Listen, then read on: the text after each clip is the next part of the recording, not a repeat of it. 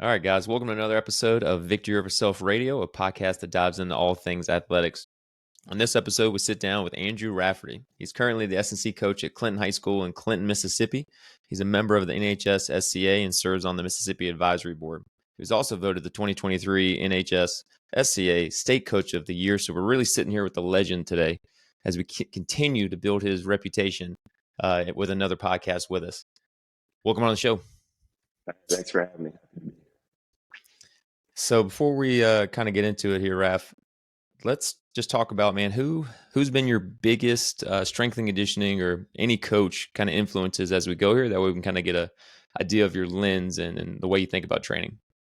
Yeah, so I went a non-traditional route to becoming into this field because didn't really know it was a field per se. Grew up playing baseball, went to college, graduated from college, so I was going to be a teacher and a coach. Started coaching baseball and realized that I wanted something a little different. I was looking at getting my master's originally, just going to get my master's in history, which was what I was teaching at the time, just to get a little pay increase as a teacher. But then I started thinking, like, do I really want to do this for the rest of my life and coach baseball? And I got into it and I started realizing the part that I loved the most was our training and helping our athletes there. So I looked into getting my master's in exercise science, ended up going that route. Then finally worked that into the school that I was at in Clinton into a strength and conditioning position. So I've relied a lot on things I've read and videos I've watched. Probably a couple of my biggest influences early on, because I was so specialized with baseball, would be Zach Dakin, just watching his stuff from afar and learning it. And then also Eric Cressy, just all the work that he does with baseball. I do see a big flaw with a bunch of lower level coaches, like high school level coaches, when they see stuff that Cressy puts out and they try to implement it with their athletes, because he's working with elite of elite that need very fine-tuned things, whereas we have a more general and have to make certain our kids are mastering movements a little bit more. But that's something I can get into a little bit later. So a couple of those guys. And then also, as of now, a more personal influences that I have, that actually guys I talk to and get to bounce ideas off of. I'll double down on what Tyler Franklin said last podcast that y'all did with our nice little group message, Ross, that we have going with about 14 or so of us coaches that work at various high schools across the Southeast, I think. That's been a huge influence, and just seeing what all y'all and some of the other guys on there are doing, that's helped out a whole lot, just trying to learn as I grow in this field. But yeah, so the main things was a lot of books, videos, but two of the big ones early on were Dakin and Cressy. Okay, I like that, man. That's of course at some point we've all gone down either of those rabbit holes with those two guys, whether it's we're doing foundational training or rotational stuff. Two good guys to learn from. Before I pass it over to Blair here and we can get into his questions, talk to us a little bit. How long have you been in Clinton? So I've been in Clinton this is my 8th year in Clinton. This is my 3rd year doing strictly S&C. So my first 5 years, I was a baseball coach. I realized I was a very average baseball coach. I knew what to do. I played at a rather high level successfully, but the translation to coaching it and picking up on the finer things to help a kid wasn't always there. But then when I get into the weight room, I notice I can communicate better with these kids. I can get them to learn what I'm trying to tell them to do. And then when they're working rotationally and some things that we try to look for in a baseball swing, I'm able to pick up really easily with a medicine ball or with another implement to make certain that it's sequencing correctly. Something that I struggled with a little bit, which was funny when they're actually swinging in a game and stuff like that. I was like, but I see it so clearly here now. But that's also helped my coach's eye when I'm watching some of our baseball kids play now, which is kind of cool. So as you've built up your program here since it's 3rd year doing it full go, what's been kind of your process to really onboard players, onboard coaches, if you've got some new coaches, and establishing your program and what you want to do? Yeah, so establishing my program. So luckily for me, although our school, we are a 7A school in Mississippi, which is not the same thing as a 6A or 7A school in Texas. I'm not certain how high up y'all go to, but we're looking at anywhere from 350 to 450 kids per class. So we got 9 through 12, 16 to 1,800 kids, give or take a few. But that's not athletes, that's total student body. Right. But for it being something that big, Clinton's a great just community, and like we all know each other. It's like, we got a large population, it's kind of got a little small town feel to it. So I had a pretty good relationship with most of the coaches outside of the baseball staff. So when I transitioned over, I started just reaching out to coaches. Hey, I'd love to help you out, whatever way you think I can. And so the first year that I got that started, our baseball team, our softball team, and our boys and girls soccer teams were probably my four biggest teams that came on. Both of our soccer coaches, they were all about it from the start. They were probably two of the most bought in people. They loved it. They wanted their kids to get better. They saw value in it. And because they saw value in it, that helped me win over some of those players. A lot of the baseball kids, it was easier with just because I'd known most of them since they were in the 7th grade in some capacity. When I was coaching baseball, I worked all the way from our junior high through our varsity. So a lot of those kids had been around me in a weight room or on a field setting for 3 to 4 years. So it was an easier on-ramp. But then once I got that first year going, showing the coaches that I cared about their team and how their kids developed and were able to help them out on the field. Because I make it real apparent that quite frankly, one rep maxes to me aren't the most important thing. I tell our kids a lot of the times, like, hey, we're not going to go out on the soccer field and at midfield will there be a squat rack, and whoever throws up the highest total, their team wins. Like, that's just, sports aren't won there. I want to do stuff in here that's going to help make you better out there. And once the coaches started seeing that, and then once the players started seeing how they performed on the field, that made them enjoy it more. So we had a lot of success that first year with those 4 programs. Our girls soccer team played for the state championship and lost. Our boys soccer team won the state championship. And then that season for both of those teams combined, we had one player miss one game due to injury. And so we're talking 44 games combined and only missing one out of 40 athletes combined on both teams. And as soon as that happened, our volleyball program and our tennis program and our golf program also all wanted to get on board. And so when I get new athletes, new coaches, I sit down, talk to them, and ask them, like, hey, what do you see? What do you want to see with your kids? Where are areas you're struggling? Kind of listen to what they say, try to get the sport coach answer out of them, and then kind of interpret to what that actually means. Like, oh, we want to be bigger, faster, stronger. But yeah, everybody wants to be bigger, faster, stronger. But like, let's break that down. And then I present to them, like, this is what I think can help us out the best. This is how I think we can grow. This will be our plan of attack with these kids. First year kids is all real simple, just basic. I keep it as basic as possible with a linear progression through most of it, just getting them used to moving correctly. Now, since my first year there, I currently, like, part of my job, I'm a PE teacher at our junior high. So I see our junior high boy athletes. They all have their junior high sports second block of our day. So if they're not in season or if they're not practicing, I get to go ahead and start working with them. And so that's helped me take full control of our junior high kids and start them in 7th grade, see them again in 8th grade. Then by the time they're our varsity program, they're ready to roll. Because right now I have, out of all of our programs, pretty much there's maybe 1 or 2 new kids that have never seen me or been around me when they enter our varsity teams. And so they've already had a foundation laid. So I don't have to spend a lot of time with them or with a larger group of them. Most of them know the expectations, know the standards, know what we're trying to do. So they allow me to work with those 2 or 3 new athletes. And then another way that I do my summers, just because I have the time to do it and I enjoy it, I break my summers up to where each team has their own training block of time.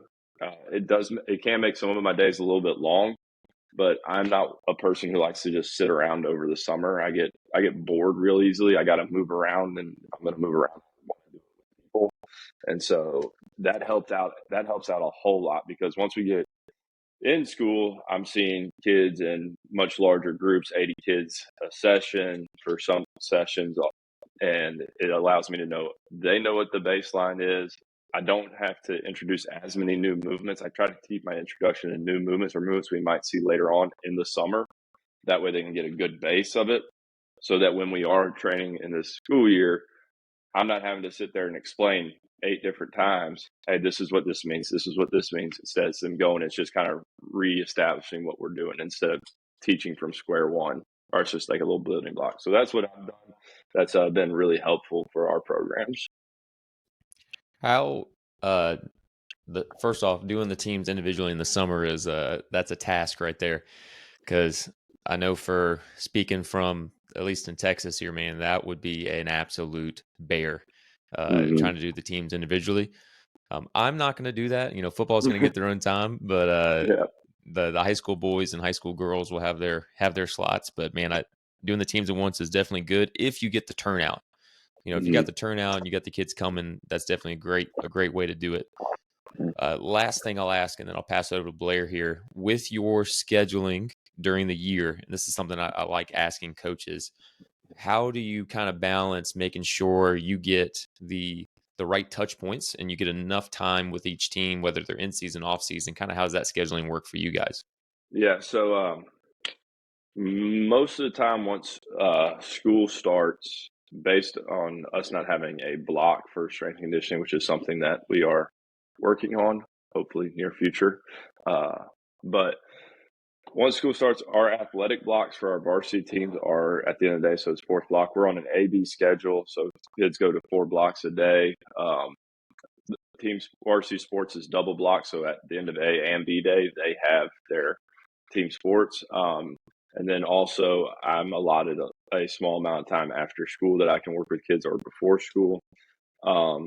So what I'll have happen, usually most teams that I work with is a twice per week year round, except for the summer where I'll get most teams for 3 days a week.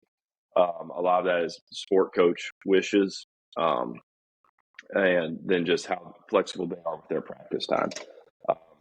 Most teams, like our baseball and our softball team, during the off season, they'll pick 2 days after school where they come in for 45 minutes to an hour. Just depending on what time they ended their practice, if I get the full hour 10 with them, or if it's more like a 45. My soccer teams, they are a little bit more easy to say, hey, we're going to come during our 4th block to you, which opens up a little bit more free space for our athletes because not as many teams are doing that. So it's really just dependent upon the coach and that they're willing to sacrifice with their practice time. But I'm pretty consistent with all of our teams 2 days throughout. Because the sports that I work with, they're all multi-contest sports per week. So once season gets here, based on our schedules, the thing that I like to do for them is to go a Wednesday after practice or a Wednesday they're not practicing, and then a Sunday afternoon after church is usually the 2 days that we come and train because usually our games are Tuesday, Friday, or Tuesday, Saturday, or if you're baseball, softball, you might be playing Tuesday, Friday, Saturday. And so those 2 days typically work out the best for the coaches to get their athletes in, just based on how their practice plans work. So that's usually, once our season starts, that's when we'll go. And when they're in season, I can see them whenever. There's no real restrictions by our activities association in season. So that helps out for that. And some days, like with our soccer coaches, they'll text me, hey, we good to come in these 2 days this week? I'll be like, yeah, or sure, that sounds great. And then they'll say something comes up. We had some weather change or we had a game get moved. Hey, we're actually going to move it to this day this week. And so it's a kind of constant flux, but whatever works best for them. And we kind of just sit down and talk to it based on their schedule once it gets in season. Okay. That makes sense. Well, with that, I will pass it on to Blair here. Just want to build off that for a second. Andrew, are you seeing a lot of multi-sport athletes or a lot of athletes that are training with the same team year round? How does that look for you? So with our school size, I would say we have 3 to 4 athletes per team that would play a second sport. Like we got 2 or 3 baseball, football guys, 3 or 4 soccer and baseball guys. Our girls soccer team, they're pretty much all one sport. Softball teams they're pretty much all one sport. Now we'll have a few of our soccer girls that run track. A handful of our football guys will either do throws or sprints for our track team. But so the thing I've learned about soccer is it is played at different times of the year in every state. Yeah. Because soccer for Mississippi, we're a winter sport. We just started our playoffs on Tuesday. So we're at the back end of that. And then I know some states where it's a spring sport, some states where it's a fall sport, but soccer is a winter sport for us. So that's like, we have a rare kid that has done football, soccer, baseball for the first 2 years of his high school. And then he realized it's hard to do all 3 at this size of a school because he's not getting any practice time with the other. So typically, very few, seldom cases do I have a multi-sport athletes that roll over. But the ones that I do, usually the fall will always be like their true off season because they're usually a soccer, baseball kid that I work with. So I get kind of that months of July to September to kind of give them an off season. But from October to July, they're pretty much in an in-season type program because with our baseball kids, I kind of keep them in an in-season type all over the summer because they don't stop playing baseball ever because the South has, like, even they could probably go out and play in December if they wanted to. Thank God they don't, but the weather just allows for them to always play. So I pretty much plan for June and July to be an extended season for most of these kids, even though they might not be playing on the same team or whatever travel teams they're playing on, because I'm just not going to add that much stress to their body when they're playing 5 games a weekend. Yeah, I hear you there. I run into the struggle at my school. We have a kind of like it's loose, but a 2-sport requirement. So a lot of our athletes are playing multiple sports. And then on top of that, they have their club sports that they go to. So our basketball kids, when they're not in the high school season, it's AAU the rest of the year, and they're traveling. And so they're not getting a real off season at all. And our lacrosse kids are the same. It's like, even in the winter, they're doing it inside and, all summer long. And so getting training like consistent throughout the year has been a battle, and it's a bear. But moving on from that, I had some awesome questions, and I wanted to talk to you. You mentioned being a subpar baseball coach, which I don't necessarily believe, but but you said that you improved your coach's eye as you were working more in the strength and conditioning realm, I believe. Mm-hmm. And so I wanted to touch on that. What do you think it was that when you moved the positions there improved your coach's eye? I think what it was I was so used to doing and playing the sport that it just took me a while to see it, translate it, and be able to give it back to a kid. Because there's always an image in my mind what it looks like, and it kind of fogged when I was looking at the sport happening.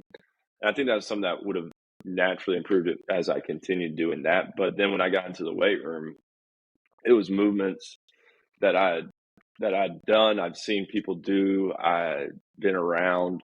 And then when we started to get into our medicine ball stuff, like I'm able to break down the athlete a lot better because I'm not worried about them, how they are at contact or how they are in their stance or in their load or what's going on in their head based on what the pitcher's doing. So all I'm looking at is how is your body moving? And because all I'm looking at is how's your body moving, not so much the mental aspect of the game of baseball, I feel like that allowed my eye to actually see what was going on. Because I guess going back a little bit more about that coach's eye and in baseball, when I played, I was a big thinker. Like I could pick up on things that pitchers did to allow me to know what pitch they were throwing, very cognizant of all that stuff. And so as we were playing games and stuff like that, that was kind of where my mind was. So I didn't have the full intention into watching small little things that might be going on at a practice or a game. But just being able to see an athlete, hey, your object is to throw this ball through the wall. This is what I want it to look like. And then just look at that, because there is no thought process. You're not worried about what pitch is coming or anything like that. It's just a movement, and seeing it as a movement allowed me to see it a lot better. That's awesome. I want to deep dive a little bit more into the medball realm, because it's something that I love. I'm super, super interested in it. I love having my athletes use med balls. I actually have a huge dilemma in my current situation, because my fitness center has like 6 feet of wall space, and it's poorly laid out. I have great sunlight. I've got a lot of windows, and I have nowhere to throw med balls. So I would love to hear more about how you're using them, when you're using them, and then we'll go from there. Yeah. So whenever we're using medicine balls, and if we're using them specifically like a rotational throw, athletes into two groups of athletes. So I'll group them into rotational based athletes and non-rotational based athletes. So rotational based athletes, baseball, softball, golf, tennis, quarterbacks, I would put as a rotational athlete because of how you throw. There's specific things in a kinematic sequence that we want to have happen. Then non-rotational athletes, soccer, basketball, volleyball, things where, yes, you do rotate because every movement you do is a rotation, but I'm not as concerned with the actual kinematic sequence as much with a rotational athlete, and I'll expand on that a little bit more. So when I start with our medicine ball training, I usually, for our rotational athletes, I start our big block right after season. So right after postseason, where we're just kind of reintroducing kids to rotational throws. And then so the first step that we do, our first step in our progression, is just a half kneel, scoop toss, or shot put. Also, I'll preface that by saying I've learned that everybody has different names for what they call medicine ball throws, more so than your Olympic variations, where some people will call a power clean when you catch it at the bottom and things like that. But so when I say a scoop toss, all I'm talking about is a arms extended rotational throw, shot put, hand up, just like a shot put more of a push through. So we'll spend the first little bit on a half kneel stance. So in my half kneel, my leg that's closest to the wall is up, back leg is down. And so I start here, and especially start here with our younger athletes, because it allows me to feel my back hip rotate against my front hip. Because a big issue is, I see a lot of people do, they're going to want that front hip to fly open immediately. And if that front hip flies open immediately, my shoulder's going to fly open immediately. And if I'm trying to hit something or swing something, I'm going to pull and roll over it. So we're going to keep that hip locked. And then it also allows the athlete to stay tall and not fall into the wall. So that's where we'll start with that. I usually, that will be in there for anywhere for 3 to 4 weeks. Then we'll go into a bilateral stance. So that's what I would call a post-stride stance for my rotational athletes. So feet would be outside of shoulder width apart or wherever. So for my baseball kids, the way I get them to find their post-stride, I get them in their stance. Okay, go ahead, stride and swing. Awesome. Okay, that's where I want you. Where your foot landed, that's where I want, because I want to replicate it. Or if a coach comes up and tells me, hey, we're widening out Johnny needs to get a little bit wider in his stance. So I know that when he comes to me, if we're doing a rotational throw, I'm going to give him a little bit wider in his stance, so he's actually feeling that to work through it. So we'll go to a bilateral stance, and then after we work through the bilateral stance, our post-stride stance, we will then go into athletic movements. And so what I mean by athletic movements, that might be a shuffle into a throw, a receive and throw, a step back and throw, pretty much just get the athlete moving. Then the way that I determine when an athlete's ready for that, I mean, I use a basic 3 to 6 week stretch to say, like, hey, by this time I want them to be here.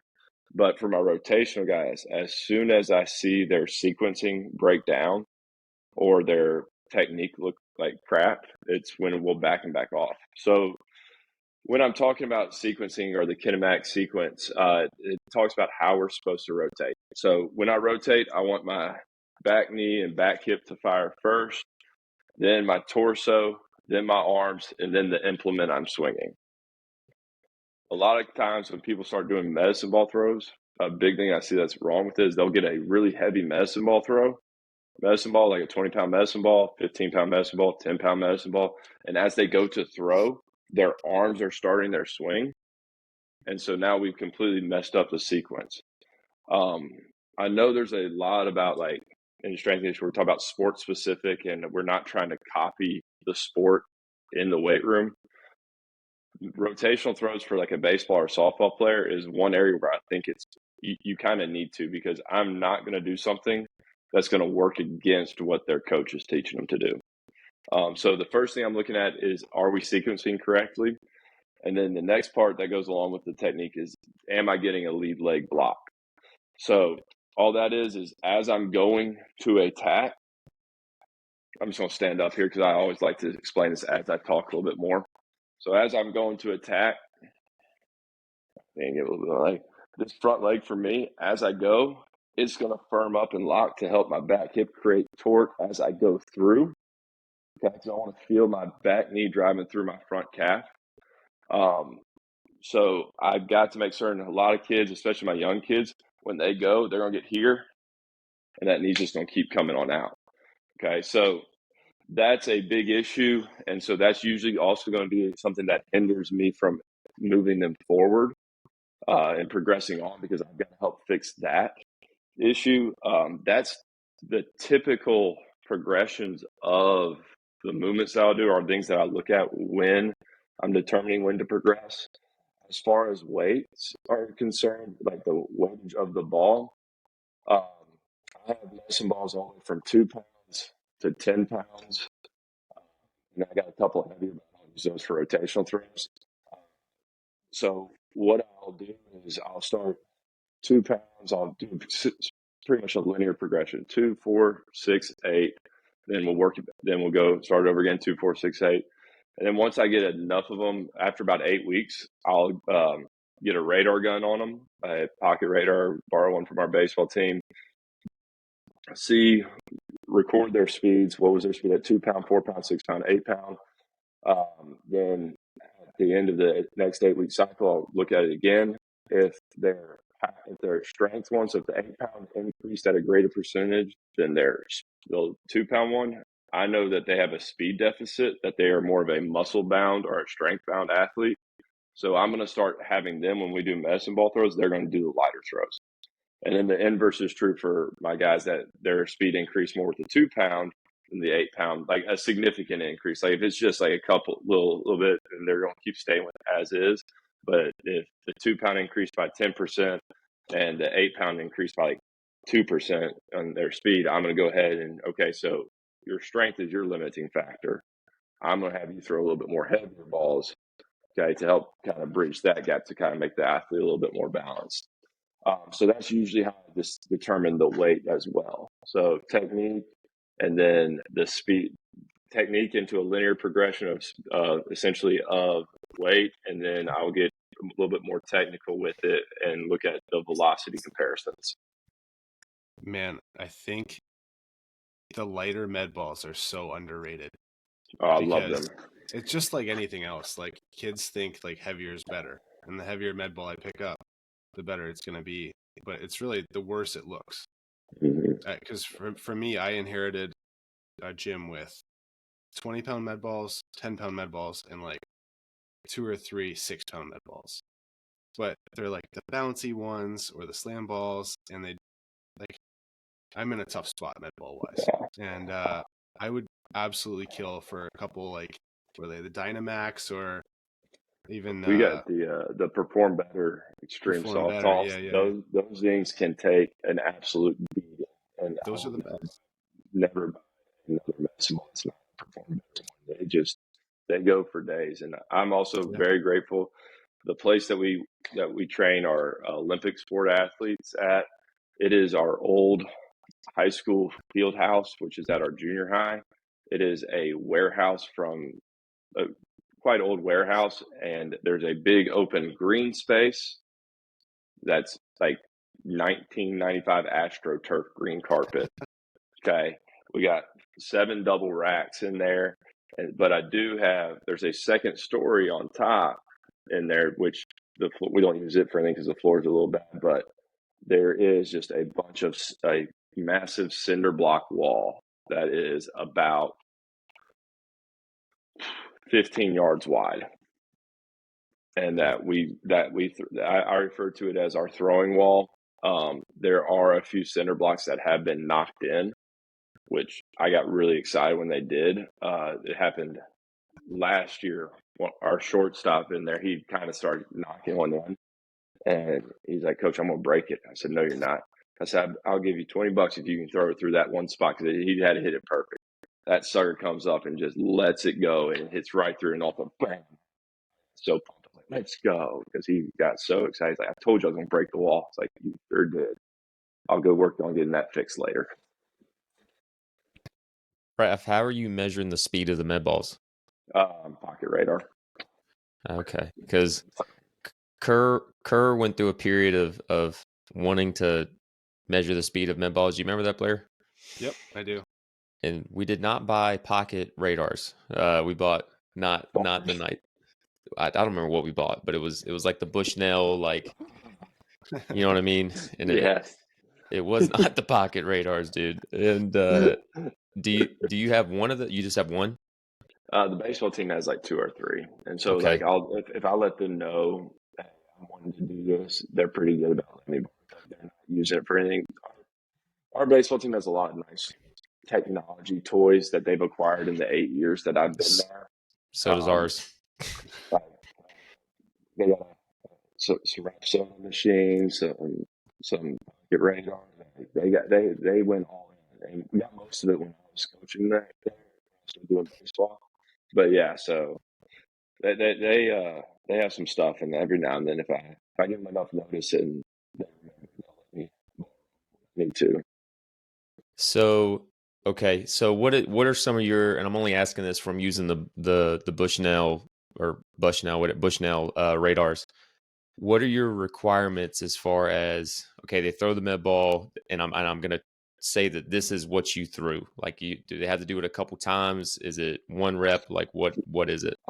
Usually it's with anything, like if we're doing it that day, with any jump or sprint, we're going to get 2 to 3 attempts, and I'm going to take an average of those 2 to 3, unless there's one glaring. Like if you were doing like a 10-yard sprint and you were 162, and you tripped and fell and ran a 1.8, I'm gonna throw that 1.8 out, because like I saw you fall. Mm-hmm. Like, so like I would know that, hey, you're around a 162 today. So that's usually what I do, is I'll just get an average of the 3. Okay, so you said you're looking at the strength deficit there on your med ball. Mm-hmm. Are you looking at, and you may not be, I don't know, are you looking at the strength deficit too with their sprinting or their jumping? And if it's the same or if it's different? I have not looked into that. So I'd be curious. I would too. That is actually probably the next project that I'm gonna start looking at with that. So You're welcome. Give me that idea. I had to give you something to do, man. I mean, come on. No, but yeah, I haven't looked into comparing their deficits across different things. It's just been with that specific one. And that, I mean, I have other data on deficit stuff. It just, I haven't done anything to compare to. So do you think, okay, since you're really tracking the miles per hour here, do you think there are any specific movements, not med ball movements, whether it's barbell movements or strength movements, that you're seeing direct correlation of, hey, this is improving our med ball throws? And then my follow-up to that is, do you think that because of the general global strength improvement, that is why the med ball is getting better? Or is it just from this movement, we're throwing med balls, we're getting better at it? Is it more the rotational aspect, or do you think it's more of a macro general strength improvement? I'm going to go, the first thing would be a technical improvement with something like rotation. Because if it was just a general strength, mean, general strength does help. I think technical is where the biggest bang is, but then I look at rotational power as being an expression of force. So you have to be able to technically express it correctly. Where the main driver of it would be your vertical force expression or vertical force capability. So typically, if I see someone's vertical force capability going up, I know that their ability to rotate is going up as well, or officially rotate with more power because they are able to generate more. That's what I've seen. So typically, I mean, I guess we talk about the deficit with that. Like my stronger guys, as they get to be able to move faster, that's what's going to have the carryover for their force production, vertical force production, rotational force expression. My weaker guys, as they get stronger, my faster guys that might be a little bit weaker, as they get stronger, that tends to help them out more. And with guys in baseball, watching kids play baseball or softball, it's really easy to see which guys are the muscle bound guys, and some like that everything's just stiffing them. Like we have a couple of kids that I have to talk to constantly about opening them up and getting them a little bit more mobile because they like to live in gyms after school, which I'm cool with them. I love that they want to train and want to work out, but it's high school kids don't always do the smartest things. And yeah, they're strong, but when they try to swing or try to rotate, it just looks atrocious. And I also have to talk to them about, hey, this is what we need to do. If you want to be an athlete, these are some of the changes we have to make. If you just want to be big and strong, then hey, keep going. But if we want to be an athlete, we got to start being able to take some of this stuff and apply it elsewhere instead of just seeing how big we are and how muscle bound we can be. So, Ross, you got something? You're good, buddy. Keep All going. Right. So outside of the med ball work, are you including any other rotational work? Yeah, so rotational stuff, like we'll do a bunch of rotational landmine presses. We got some what's that straps, some 3D straps that we will use. Those mainly get used during season as a way to easily train the rotational aspect. Going into a little bit of that, once in season starts for my rotational athletes, we cut out high intense medicine ball throws. The reason for that is their practice level volume just doubled essentially. The amount of swings, the amount of throws, the amount of rotation they're putting on their body has gone through the roof. I'm not going to add to that bucket that's already been filled at practice by having them throw a medicine ball 12 to 16 times. So once the season gets here, we'll go into a bunch of anti-rotation.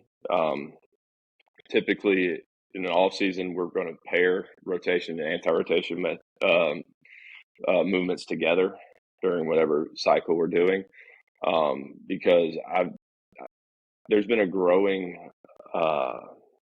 a lot more L5 stress and pars fractures around this area in young baseball kids, because they spend so much time swinging and rotating at a very high velocity that they don't have the strength to withstand it, because these parents, they'll pay ungodly amounts of money for them to go off and be on these travel teams, but they won't actually invest in them as a athlete and get them strong enough to actually produce on the field. And so their back and their core really suffer. So when we get to the season, cut out our rotational throws, we'll go to a heavy volume of anti-rotation just to kind of help to prevent any injuries from overuse. There's some people that will say, well, why don't you just do offhanded? If I'm left-handed, throw the medicine ball right-handed. Well, once again, if I'm only doing 16 rotational throws after practice on my offhand, I just took 300 cuts. That math doesn't math. I mean, I just feel like we're wasting our time and we're like not actually getting anything through. Now we will in the early preseason, like right now, like a bunch of our rotation stuff, I will have it to where they do a decelerate component to it, where we'll do a shuffle scoop toss, but I don't let go of the ball and I stop at an extension, just to help them train those muscles to decelerate, and kind of take off that final little bit of rotation. But yeah, so we use some other implements. I would love, I wish I had money that your buddy Kerr at Liberty had and have a few Proteus arms. those and some Kaiser machines. Like I see all the big thing like with all the shred mills. Now, don't get me wrong, I'd love to have a shred mill. I would love to. I think that would help out a lot more of my athletes than if I had a Proteus arm. But I would love to have one of those arms just to play around with and see all the cool stuff that it can do for rotational athletes. But yeah, so a lot of it's getting creative because as a high school coach, some of the resources we have are limited. So figuring ways I can expose my athletes to what they need to be successful in an efficient way. Awesome. Ross, what do you got? All right, gonna shift. Well, I'll tell you what. Actually, not before we shift gears. You talked about it's the what's that strap, because I've actually never heard of that. Yeah, let's look at those. I like those. Yeah, 1 second. There's one right behind me. Yeah, so it's just a 3D strap. Yeah. Okay. The people who make it, they're called What's That? And so I use those a lot to just control rotation, more of a way to add a little bit of banded resistance to them, to where once it'll attach up around their shoulder. I use it in a very basic way. There's a lot of other stuff that I could use with it. However, I try to look at the amount of stuff I throw at my athletes that are new, and I want them to get good at what we're doing. So I don't throw too many of these movements at them. The main thing we do is we would just get in a post-stride stance, feel our hip and shoulder separate as we rotate. So essentially, my back hip is rotating while I'm keeping my front shoulder closed, and then nice and resist as long as I can that band pulling me back. That's how we use. That's the majority of how we use those. But I mean, I'll also use them for things like when we do banded jumps around the waist, or if we're doing any type of, I can have it be used for some isometric stuff. But I find ways to use it. Now, the only way for rotation, that's how we use it. But there's other uses that we get in with it. Okay. I like that. I get a little bit of that. I use some of the jammers we've got, and I'll have them bring it out to the chest, and then they've got to drop back inside, and then rotate back up. So you get a little bit of that internal. So I like that. So to shift gears here, you talked a little bit about training soccer, and they've been bought in for you with your program, and you kind of find different places. Soccer is very hit or miss. I feel like you either get 100% all in, man, they love it, or you kind of get the polar opposite. So what do you think for those coaches? And it sounds like historically they've been pretty successful. What is the value that they preach as far as that you're bringing to the table for their program? Well, so I guess it's twofold. The first thing is us being healthy.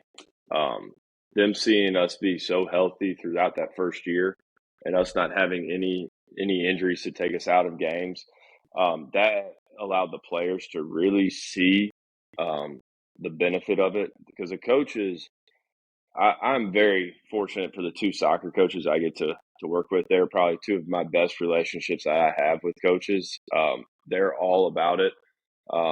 This upcoming year, we're going to be doing some things differently just because we're going to have a completely different team than we've had for both our boys and girls team. And they just kind of talking through with them, and they're all about it. The big thing that helped at the beginning, so the first time that I met these kids, was both of the coaches already knew that they were completely about it.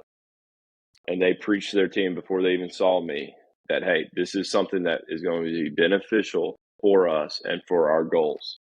And so that kind of got the ball rolling. They're two coaches that if their team's training, they're going to be at the training. They're going to be around their kids. So early on that helped because it allowed them to see that it wasn't something to be taken lightly. It was one of the teams that made it more of a requirement than kind of like, hey, we're doing this if you can. Because I have some teams that are kind of like voluntarily like, hey, like this is when our team's training. And it's like, cool, here's 3 of y'all. Awesome. But no, they started off. And then the boys was different than the girls getting bought in. The boys so my first year with them, we win the state championship. that helped. Then after that, the next year, they really fully took on the fact that they were faster and they were more resilient than people.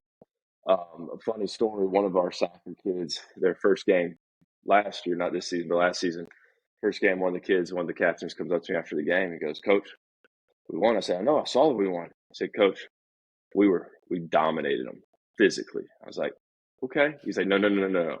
We broke one of their collarbones." I was like, "All right, okay." They play their next game. He comes up to me and goes, "Coach, hey, that's 2 for 2. I said, "I know, we got 2 wins." He says, "No, Coach, it's 2 collarbones." I said, "Oh my God." But they know, but then they also know that I am going to be their biggest fan. But every team that I work with, I'm going to try to show up for them at their games because I know that training and being in the weight room, that's what I love. That's what we as coaches, as strength coaches, love. Not every player's going to love it. They love their game. So being able to relate to the player, I feel like that's one thing as a coach I do very well is building relationships with my athletes and getting to know them. Because once they see that I care about them more than just an athlete or just someone lifting weights, it makes them work harder for me because they know that and having conversation with them, and seeing what their goals are and where they want to be, and then telling them, "Hey, this is how I'm going to help you get there." It helps that. But then just showing up for them, our girls, that has been the number one thing that has gotten our girls soccer team to buy in was their first year. I do this for all my teams, but I can't make it to all the games for any of my teams because I got 3 kids, wife, and job. I get to as many regular season games as I can, but if it is a playoff game and it's potentially one of our kids' last games, I'm going to be there. I'll drive, I'll get up there. I'm going to watch it because I want them to see me there. And that started 2 years ago. And then last year, our girls soccer team came up to me for their round 1 game and goes, "Hey, Coach, you going to drive the bus?" "Sure, I'll drive the bus." Well, we end up winning that game. And so we get home that night because it was a long drive. We were playing up in Tupelo, Mississippi, which is a 4-hour drive from where we're at. And then so the next game comes around. "Coach, you drive the bus?" I mean, sure, I guess I'll drive the bus. And they kept asking me. And one time I was like, "Girls, Coach Rimmer can drive the bus. Our soccer coach, he can drive the bus." And they're like, "Yeah, but we win when you drive the bus." I said, "Yeah, but y'all won when he drove." He's like, "But we haven't lost with you." It's like, all right, can't fault that argument. So driving them around, and they end up, both our boys and girls last year, our boys repeated as state champions and our girls won it last year. We're in the thick of our hunt for a three-peat for the boys or repeat for the girls. Girls tomorrow will go up north to Oxford, Mississippi, and I got a phone call as soon as it got moved to a Friday game. Coaches call me. I know that when the coach calls me during the middle of the day, there's a good chance it's a few of his players actually calling me. And I answer the phone, and of course it's a group of the players. "Coach, you driving us? What do y'all think?" "Okay, well, we're just making sure." Yeah. And so actually showing them that I care and things like that has gone just a incredibly long way for getting them to come and work hard. And they are probably some of the hardest workers out of any team that I train. They come in, they fully trust me because they know that if they come in beat up, we're going to scrap what we're doing. We're going to do something to help them out. And then not only do they see that I'm doing that, they realize that, hey, they feel better. And so when I tell them, "Hey, girls, this is a day that we're pushing, okay, even if it's in the midst of our season, but we have a couple of extra days before we play again," I tell them, "Hey, we're pushing hard today." They get after it, and they have no problem throwing weight on the bar, no problem attacking it, bringing intensity. It has been something remarkable to be around them because once they found out that I was in it for them and not just to make them work out, light switch, that took about midway through my first season with them when they realized, oh, okay. And so that flipped. And since then, they have been the group of hardest working girls that I've got. Yeah, I think, that's especially when you first get on at a place, when I'm getting here in Texas, you've got, with high school, 400 to 500 athletes, and then middle school, you're looking at another 300-ish. Mm-hmm. And so it's really hard to build those relationships with that number, because you got different times where you got a bunch of kids in there. And as we've been going with our system down here, I've gotten teams both in our huge groups and also in our small groups. And it's like you're saying, man, it's interesting when the kids finally get you in a small group and you're not super stressed out because you're not trying to pump 120 kids through a daggone weight room. Like it's a little different, a little different interaction. And so when they get to know you a little bit and they see that, man, you're there for something other than the weight room and it's performance and on field, man, it definitely makes a big difference. And so I know your soccer team uses GPS, right, Raf? Yep. Any of your other teams use it? No, I mean, soccer is really the only one just on the sports that I work with, because at the end of last year, I was able to make some purchases, and that was one thing. Talking with both of our soccer coaches, that they were like, they love it.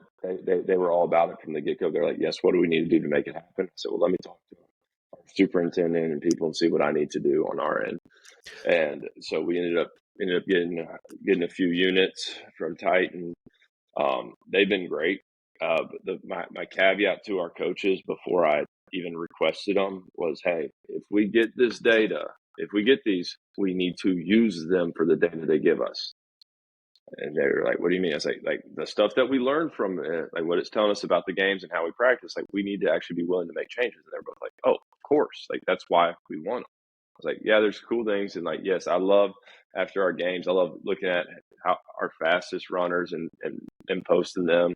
A couple of guys last night actually got on to me like, Coach, how come you never put who traveled the furthest distance? I won that. I'm like, all right, I'll put that one out there next time for you. Okay, because I got a couple of midfielders that traveled like 8 miles in a couple of games, and they're like, Coach, we want that. I was like, all right. But so they both got on board on that. With this being year one for all of us with them, we are using this year pretty much specifically for collecting data to look back at.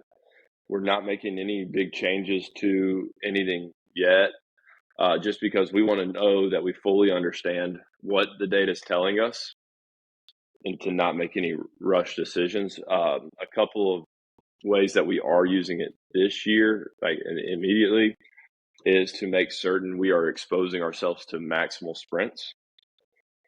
So whenever I upload the sensors, I'll put it into a spreadsheet of each girl or each guy's max sprint over the past 30 days. And then I'll break it down to 95% and 90% increments. Like, have they hit a 95% close? Have they gotten up to 90%? And have they gotten up to 85%? And looking at how close they've gotten to those speeds. So I know if it's by Thursday and Tom hasn't gotten into 85% of his top speed, well, I know before practice he needs to be pulled aside. He needs to get a couple of max effort sprints in just for hamstring integrity, if nothing else. That's the easiest way that we've been using it. Now, just playing around and looking at it, we're getting a better idea of the chronic acute workload ratios. That we've kind of played around with and used a little bit this year, where we've held a couple of people out or reduced some of their stuff if we noticed that they had a real high couple of days in a row. And that seemed to have helped. But a big thing that I'm looking forward to actually looking into is our acceleration deceleration counts, and the speeds of which that they happen at, because I feel like we don't do as good of a job preparing for that aspect of the game of soccer, where soccer is just one gigantic change of direction game. And I feel like in our off season, we need to do a better job, especially on my end with them, of actually getting us into some more change of direction and some high speed decelerations. Because I'm looking at some of them and we're getting some really decelerations that I know we're just not reaching in training. And I want to make sure that our athletes are prepared to handle that, so we don't have any injuries come up from that. So that's what we're going to be looking at. And so starting as soon as the final game is, which is hopefully next Saturday will be their final games, not before then. I'm going to really be taking a few weeks of really diving into all of the data that we got from this year. So you looking at from working with soccer players and time and sprints and whatnot, I don't know how Titan displays this information. Do you see, okay, most of our soccer players hit that 85, 90, 95% velo around certain distances. Like most top speed for a lot of kids are going to be in that like 25, 35 mark. In the past, I've seen like our soccer players accelerate better than anybody else. And so I'd be curious if they're hitting that a little earlier rather than later compared to some athletes. Yeah, so some of our fastest athletes from our soccer team, they're also, like he just said, they're phenomenal accelerators, and they can usually get up to their top speed within that 20 to 25 yard range. Maybe not as early as 15, but definitely in that 20 to 25. But then also they can hold it for a lot longer. Like they can hold their top speed longer than some of my other athletes. Like when I just look at their day, like they can hold that. Say he got up to 21 miles an hour. Well, he can extend that for 10 to 15 yards longer than one of my baseball kids has been able to do, which was interesting to see just because their ability to go is a little bit different. So when you look at, when you do your sprint work that you're getting them the extra work in to make sure they get that top speed, are you getting them out to like 40 or are you doing it shorter because they get to top speed sooner? I'm getting them out to 40 just because I want to make certain that we do. Like, are they hitting it before then? Probably. But I don't want to leave any doubt that we got up to it. So we're going to get all the way through that 40. We're going to take our rest, and then we're going to get another good 40 in just to make certain that we're ready to go. Okay. Yeah, it's that type of information, man. If you'll use it as a sport coach, man, it's a game changer. Like you said, being able to take that information and apply it is a huge thing with that GPS. So with that, I got two things left, at least on my end. And I'm sure Blair might have something, but we'll see. What's the newest thing for you that you're into right now? The newest thing that I am into, I mean, right now, so I guess I left off another big influence of mine, especially now as I'm getting more into programming and stuff and actually learning better how to program. Because I feel like each year it just keeps getting better. I'm understanding more things and how to write stuff. Cal Dietz and Triphasic, I love it with the majority of my athletes that aren't in our block zero. We will run some form of Triphasic in it. And I can't remember who it was on a podcast, but they were talking about running a track. I think it was on the Just Fly performance, but I can't remember who the guest was. But they were talking about using oscillatory reps during the isometric phase. And I looked into it. I knew that with my soccer teams, especially my varsity group that are our major contributors, they're in their third year with me. We've ran through it, and I just decided, hey, we're going to check this out a little bit. We got some pretty good results in speed and vertical broad jump increases and throughout that. So what we did was we would go 3 weeks of your eccentric, 2 weeks of an oscillatory instead of the isometric, and then 3 weeks of concentric. And when they came back for those 3 weeks of concentric, the way that the bar was moving was incredible. And so I'm really taking a deep dive into oscillatory movements right now because they just fascinate me because it's something I've just never really looked into until I heard that. And it sounded like it made sense listening to the guy talk about it. And so then I researched a little bit. I tried it out myself because I like being my own guinea pig. And then I was like, all right, I feel good implementing with this group of guys. And we had great results. So I'm going to really be trying to look down that rabbit hole a little bit more.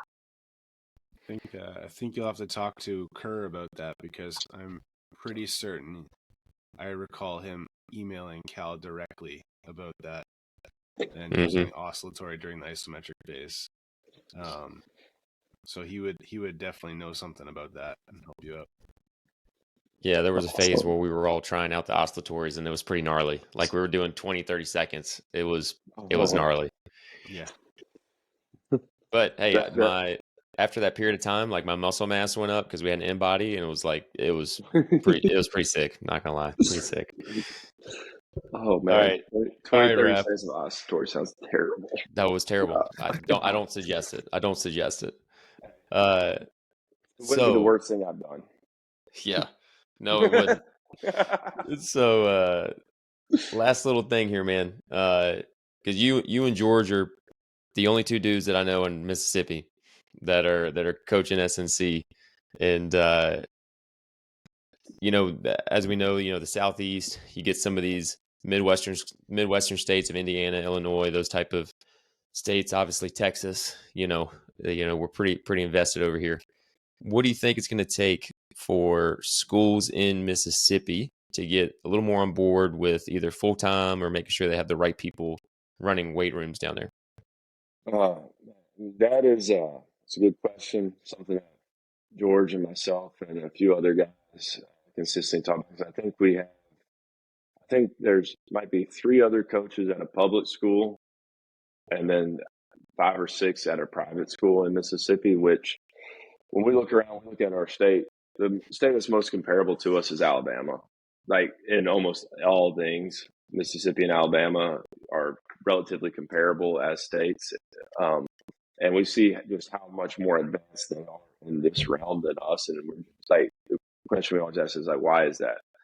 And I think we have a stigma around our programs, around some football programs where it's the way that it's always been done.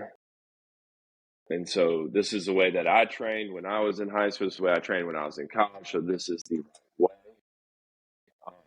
And coaches that are just, I think a big thing with any coaching staff, there is a level of pride. All coaches have pride. Some are more prideful than others. I feel like a lot of times that pride gets in the way of learning and growth. And so us being able to get our message out there and be able to understand, like, hey, we're here to help take some of the weight off of the sport coaches. We're here to help them to where you can focus on your sport, and we can focus on helping your athletes improve in speed and strength qualities. And like, we can work together, and it'll be all for the betterment of our athletes. And so I feel like there's a limited, or there's people that just don't want to relinquish power. And then also funding, finding ways to actually fund it. We have a lot of, I'm in a good situation where Clinton is the only school district for Clinton public schools. Like, we are the only school, we're the only high school. I guess it's similar to what I think Texas called independent school districts. Is that kind of what that means? I'm guessing. Yeah. Yeah. But we also have a whole lot of county school districts. We're talking 7 or 8 schools in the district, high schools. And in district schools, if one school has something, there has to be a plan in place for each of those other schools to get it. Like, if we were in a school district of five high schools, and my high school got turf, well, then on their football field, well, then the next year there would need to be a plan for Ross's high school, for Blair's high school, in a couple of years to everyone had the same thing. So a lot of it is like, hey, if one school has it in our county, a strength coach, well, then we need to have a plan in place for how each of these other schools. Now, one of the schools might be a 7A powerhouse program, and we also have a 2A school that has 200 kids, 9 through 12. And so it's like, yeah, this school really needs it, but they can't without it somehow going here. So I don't know. I think the biggest thing is just getting the message out, getting people wanting to learn, and seeing like, hey, like, you're not relinquishing power. You're going to help your athletes out. And like, actually having the coaches there be able to show that there's more success with their athletes than when they're just doing some program from the 90s that somebody did in their high school.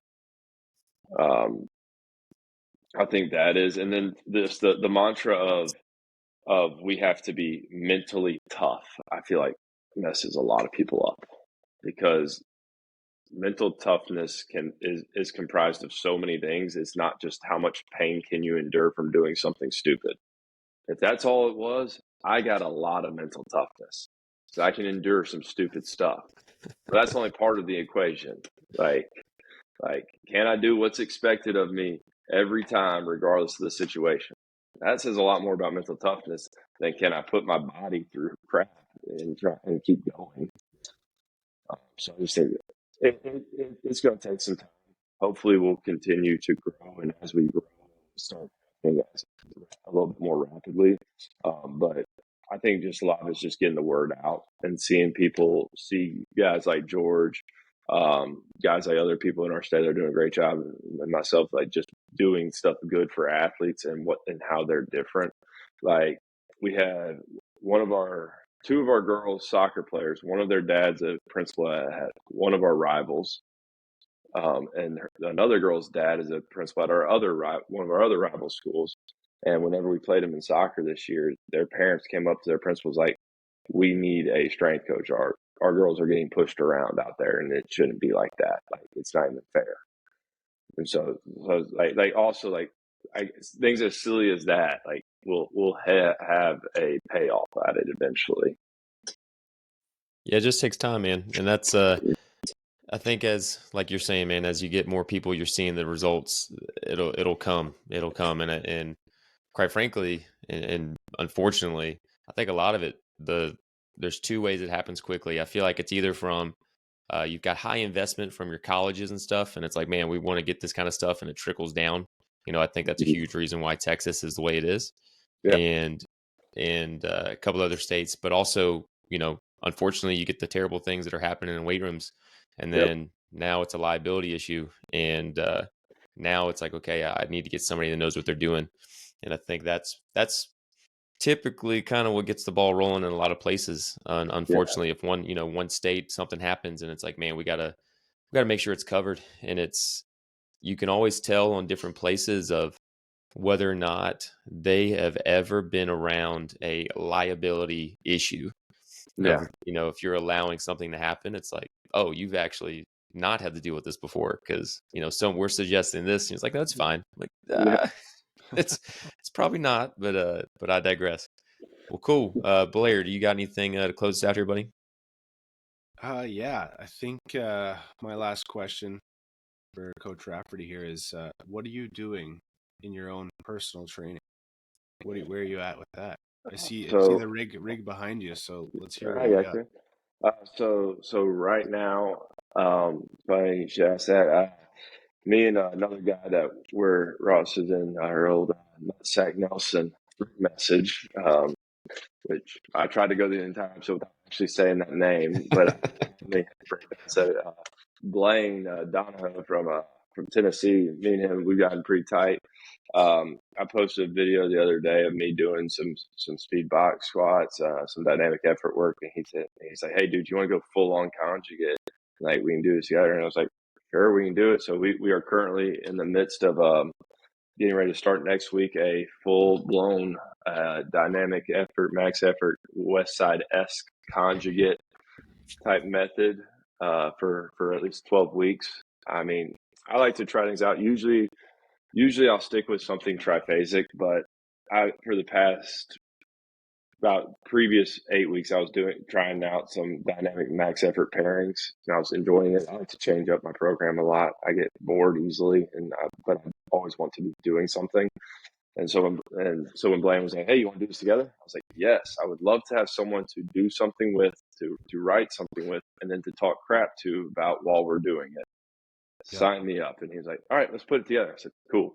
So that's what we're about to embark on. So you're waiting for soccer to finish, and then you're going to hit the conjugate. Oh yeah. Something like that. Yeah. Ross and I bonded the most, I think, when we were destroying each other for months at a time. And we would trade off like every 4 weeks. It'd be like, okay, Ross is going to write this 4 weeks. Blair has the next one. And it was awful. Yeah. But it got done. It got done. Learned a lot. We did learn. I learned that 30-second oscillating is not what I want to do.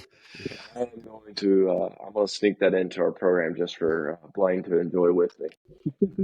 You've got to go rear foot elevated, 30 seconds. We're also going to go with the floating heel. And you had to go with the floating heel. I think the worst was when Kerr had us doing the 5-minute ISOs. I wasn't around for that, thank God. No. Oh, yeah, that was the worst. Every Tuesday and Thursday. No. 5-minute freaking ISOs. That was ahead of his time, too.